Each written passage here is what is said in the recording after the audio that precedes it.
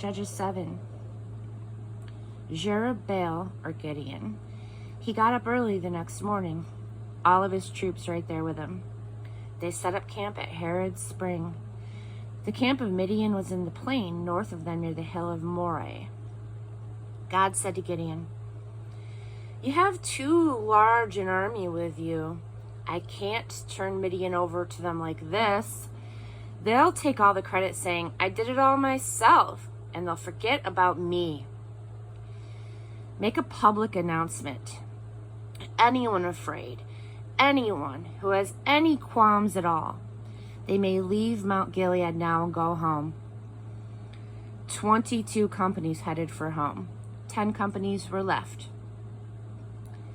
God said to Gideon, "There's still too many. Take them down to the stream and I'll make a final cut. When I say this one goes with you, he'll say. When I say this one goes with you, he'll go. When I say this one doesn't go, he won't go." And so Gideon took the troops down to the stream. God said to Gideon, "Everyone who laps with his tongue, the way a dog laps, set on one side. And everyone who kneels to drink, drinking with his face to the water, set to the other side." 300 lapped with their tongues from their cupped hands. All the rest knelt to drink.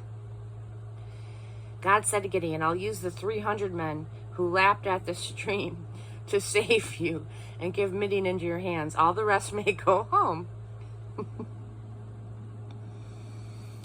After Gideon took all their provisions and trumpets, he sent all the Israelites home. He took up his position with the 300.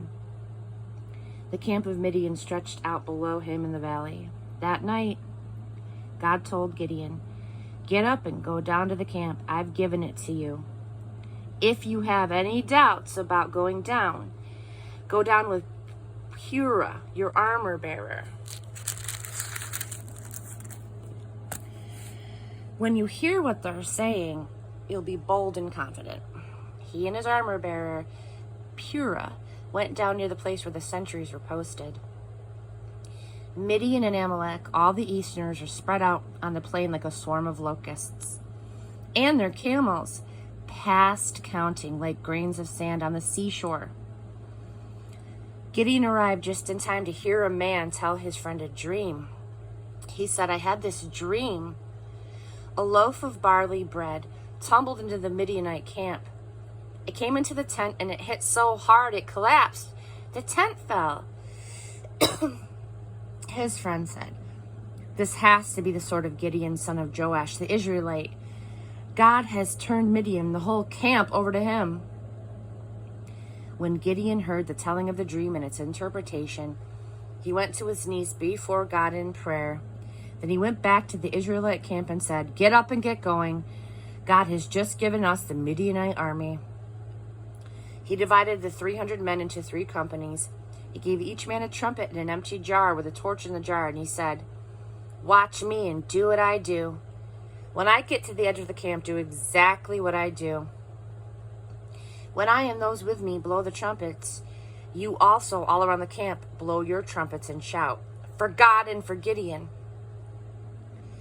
Gideon and his 100 men got to the edge of the camp at the beginning of the middle watch, just after the sentries had been posted. They blew the trumpets at the same time, smashing the jars that they carried. All 3 companies blew the trumpets and broke the jars. They held the torches in their left hands and the trumpets in their right hands, ready to blow, and shouted, "A sword for God and for Gideon." They were stationed all around the camp, each man at his post. The whole Midianite camp jumped to its feet. They yelled and fled. When the 300 blew the trumpets, God aimed each Midianite sword against his companion all over the camp.